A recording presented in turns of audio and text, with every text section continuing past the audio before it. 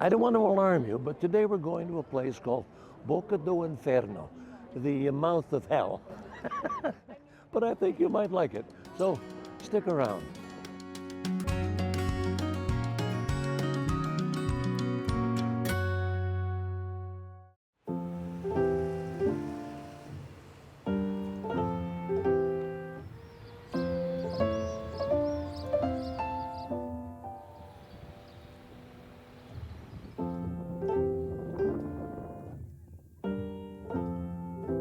Welcome to Windows to the Wild. I'm Willem Lange.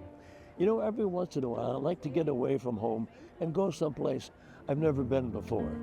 Today, we're in Porto, Portugal.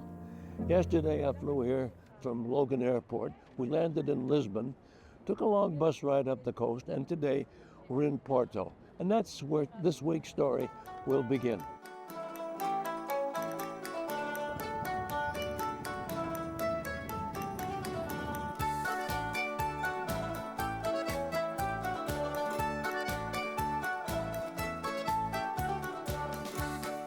Porto is Portugal's second largest city. There's a lot to see here, and I'm delighted to share the experience with a group of travelers from New England. So here it was used for the stock exchange, and it was used until 1994 as well in Porto. Porto is an old city. The Romans built it as a trading post in the 1st century BCE. It survived an earthquake in 1755 that destroyed most of Lisbon, less than 200 miles south of here. The city center attracts a lot of tourists who want to see up close its well-preserved medieval architecture. Behind the St. Antonio Church, it is the cathedral that was the first church. To see the city, we ride in a tuk-tuk. It's a three-wheel vehicle, and it's quite cozy and goes just about anywhere. So in here on my right, you will see this round-shaped building. It is the monastery's church. A local guide does the driving and tells stories along the way. They are very colorful because fishermen didn't have the money to paint their houses with normal paint. So they used the paint that they used on the boats to paint their houses, to better protect their houses against the heat from the summer and against the moisture in the winter. And some would say that it helped them to better identify their houses when they return from the sea. So what do we have in here? The views to the bridge.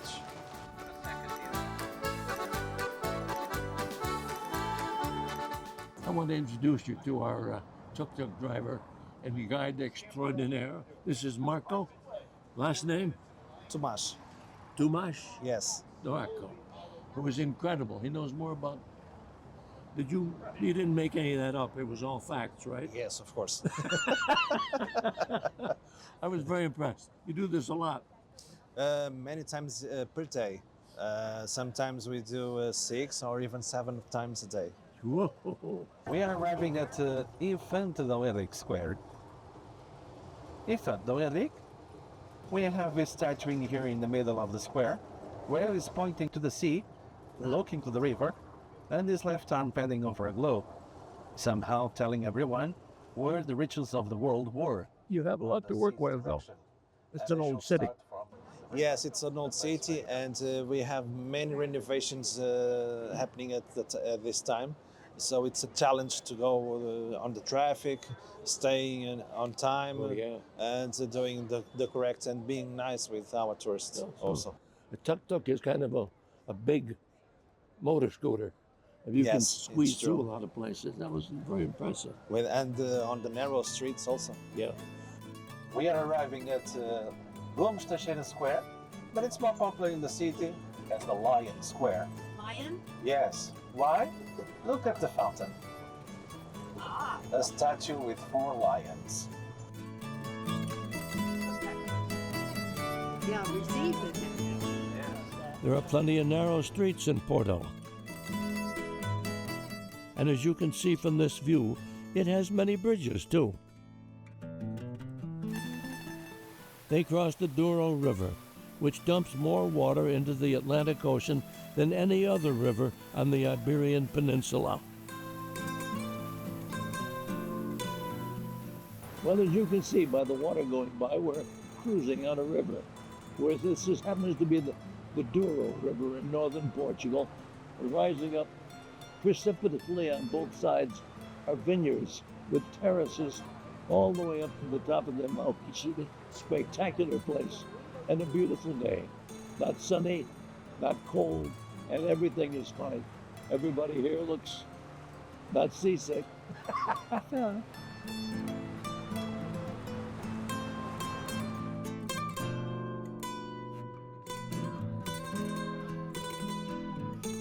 The Douro River nourishes the vineyards that blanket its banks. The fruit that grows here will become, naturally, port wine.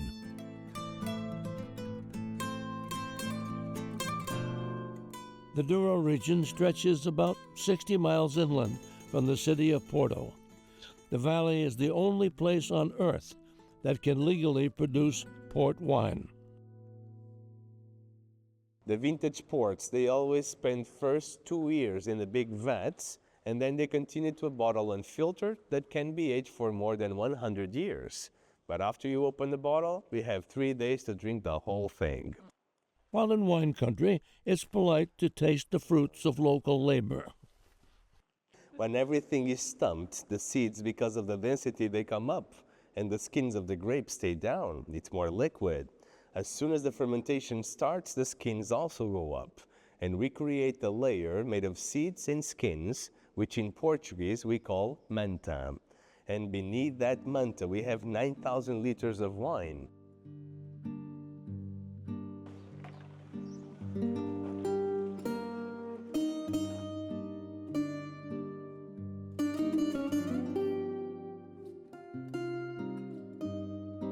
Explanation, I know,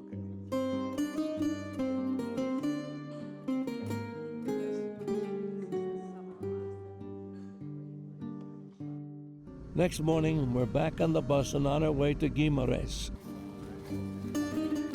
The Portuguese refer to this city as their country's birthplace. This is where the first Portuguese king, Afonso Henriques, was born in 1109. A morning rain shower greets us at the palace of the Dukes of Bragança. The construction of the palace began in 1420. It was home to Afonso de Barcelos, a son of King João I. Later, his successors lived in the house until they gave it up in the early 16th century for a much larger palace. The empty palace fell into disrepair between the 16th and 19th centuries. It was left that way until reconstruction, completed in 1959, brought it back to life. This is a model of the palace we're going to visit, okay? Ana, Guimarães. Guimarães. Jeez, I can never get it straight. Guimarães. Okay. The town is named the same as you. Yes, Wow. I'm lucky. So's the town, sweetheart. You do a beautiful job. And you're our guide for the whole week that we're here, the 10 days that we're Yes. here. So inside, all that you are going to see as decoration and furniture and so on, this is not original, okay? There was nothing left inside. We're here in the town with your name. Yes. And it's the oldest town in Portugal? Yes, in a way, yes. It's the base. It's the place where the country is born. So it's the county before. It's the county. State in Guimarães. So it comes from the late 900s. Yeah. Wow. And then, so the county evolved and defended the land against the Moors. So from here, here was also the place where our first king, Afonso Henriques, is said to be born. And this is also the place where he fought his mother to defend the independence of the county And so he became then, afterwards, he became the king, the first king of Portugal, and the country in a way started here.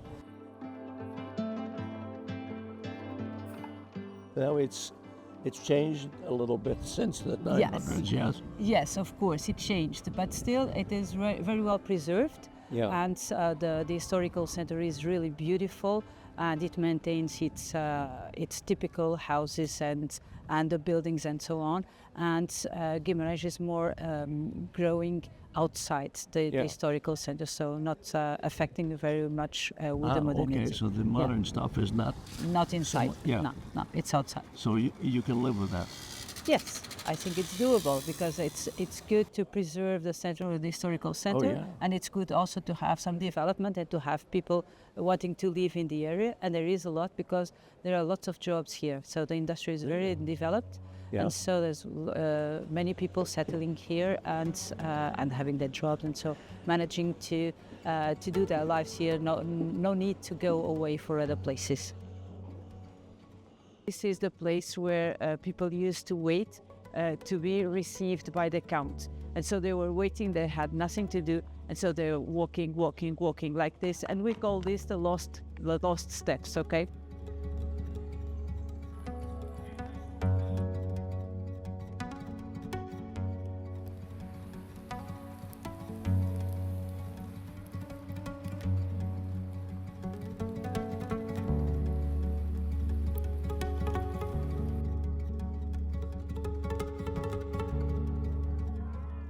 If you were to recreate Venice, Italy today, it probably would look something like this. We're in Aveiro on the coast of Portugal, which has canals running all through the town. And we'll take one of these molicieros and ride along the canals, under the bridges, and some of the places where people put ribbons on the bridges to commemorate their romance. It's beautiful. The colorful boats glide along a network of canals, giving sightseers a view of Aveiro from a different perspective. During the 19th century, molicieros served another purpose. They were used to harvest seaweed and collect the sludge from the bottom of the waterways. What was captured was turned into fertilizer for local farms. That practice ended in the 20th century.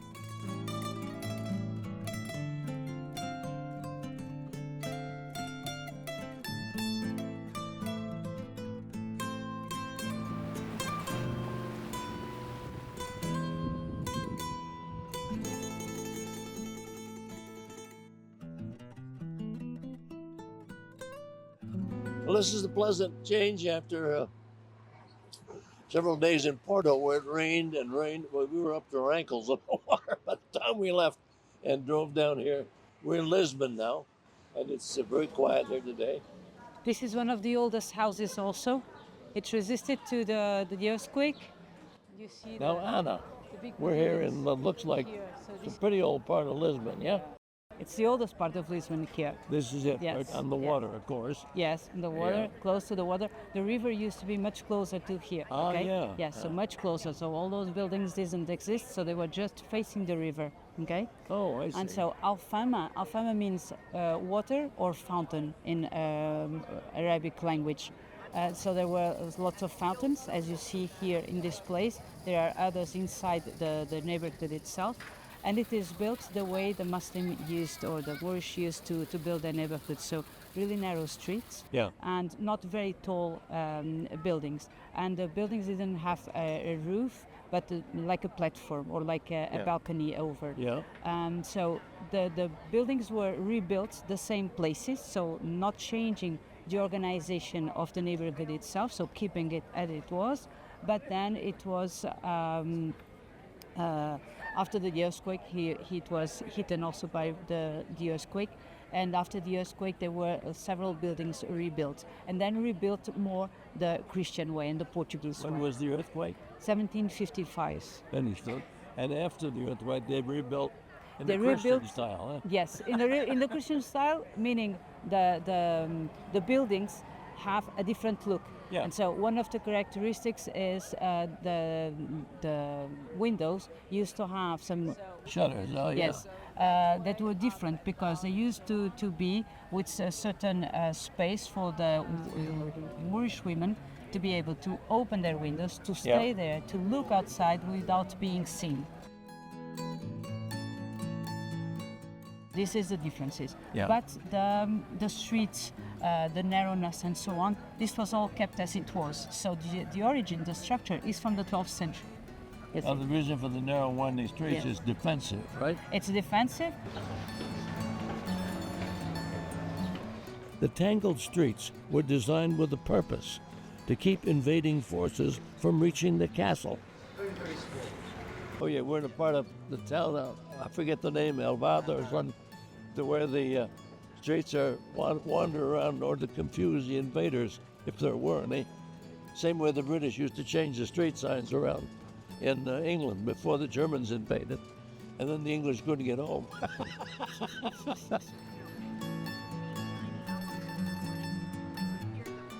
Era uma casa portuguesa, com certeza.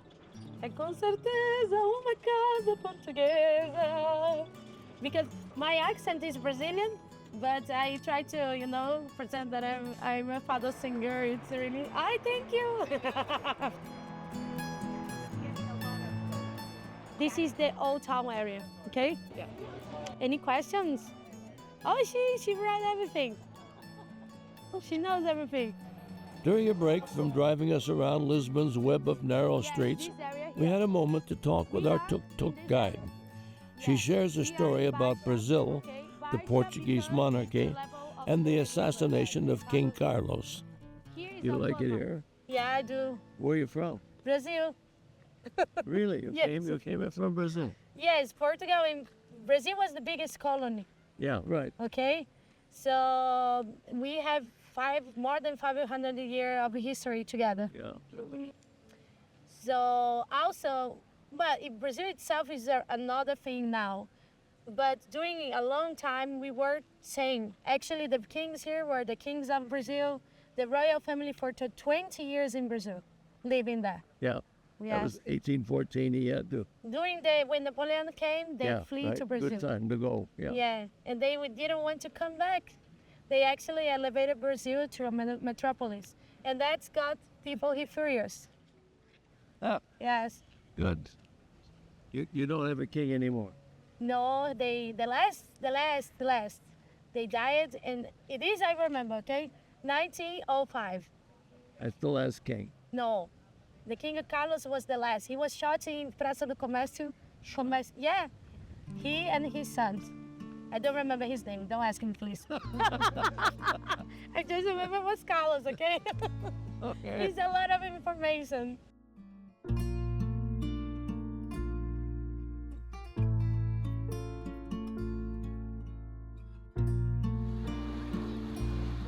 From the streets of Lisbon, we take you to Boca do Inferno, the mouth of hell. It's not quite as scary as it sounds. It's cave at water level, and you can tell there's bound to be one here by looking at all the basalt behind me. It gets undermined by the waves, and it's a spectacular place to visit if you're ever in Cascade. Today, it's more placid than ferocious.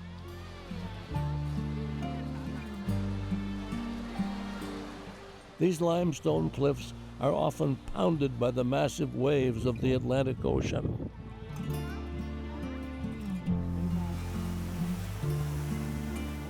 So here we are in the big hole. So it's limestone. Most of the time it's limestone. And there is also the more red parts, which is related with the iron formation, so the iron inside the rocks themselves. And so we see them more intense in some parts, but usually what we see more, it's this more dark and black look on the stone. As you see, so all the rocks, the formations are really, really old, and the erosion started so carving the rocks and having this big hole.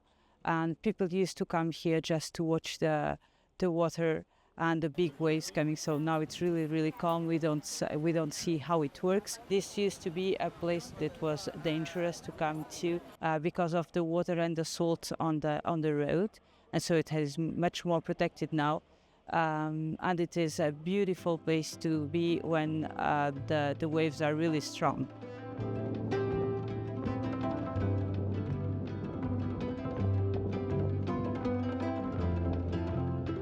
We stay for the afternoon at what's known as the edge of the world. Cabo de Roca is the most western point in all of Europe.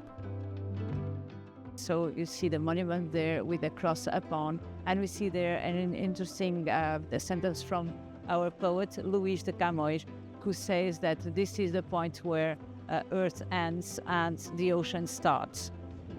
It is also more or less same latitude as New York, so people wanting to go back home swimming, they could start here.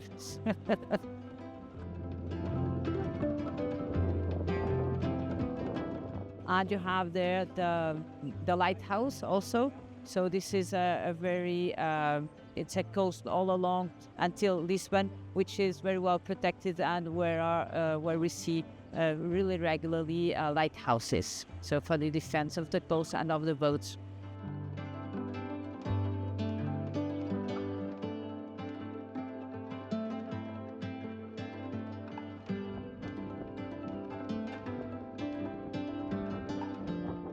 Fishing boats have moved in and out of these harbors since the Middle Ages. Though it's on the decline, industrial and small-scale fishing remains an important industry in Portugal. Closer to shore or farther from shore, you'll find all sorts of fish there, from the smaller fish like sardines, which are very tasty, to the bigger fish like groupers, for instance, which can grow to be very, very big, to whales and sharks and things like that. So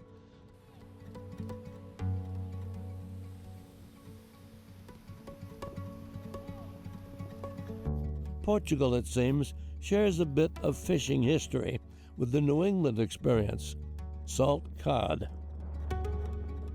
one of the reasons why our traditional food is so diverse and rich is that for many centuries Portugal was basically a country of farmers and fishermen. So not necessarily poor, but they did not have much money to buy rich food, so they had to be creative. Cod is very famous in Portugal because salted cod was the food of the poor. They did not have electricity, so a way of preserving fish along the year was to salt it. And with a little bit of salted cod adds a lot of flavor to a pot of anything. So poor people would buy a fish of salted cod and then use small bits to add taste to food. So there is 1001 different ways of cooking salted cod. Fact is, nowadays poor people cannot afford to buy cod because it's expensive. So what was once the food of the poor, now it's the opposite because it's trendy, it's the food of the rich.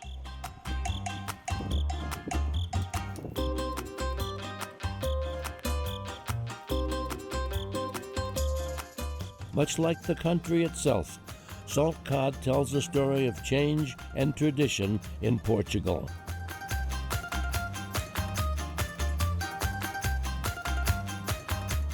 We've taken you on a journey through Portugal's history, its rich traditions, and warm hospitality.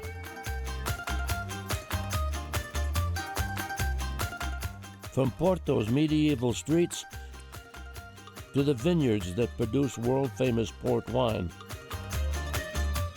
Portugal has been a welcoming host and a joy to discover.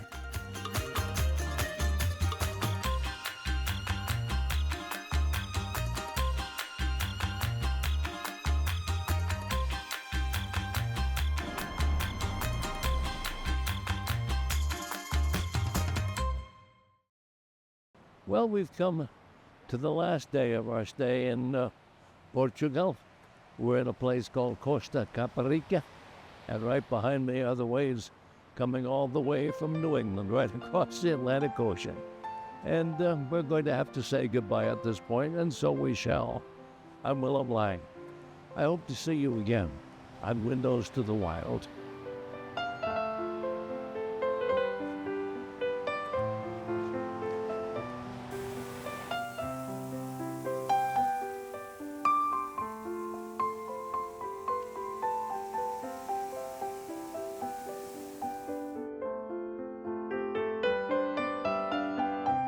Support for the production of Windows to the Wild is provided by the Alice J. Reen Charitable Trust, the John D. McGonigal Foundation, the Bailey Charitable Foundation, Rhodes Scholar, and viewers like you.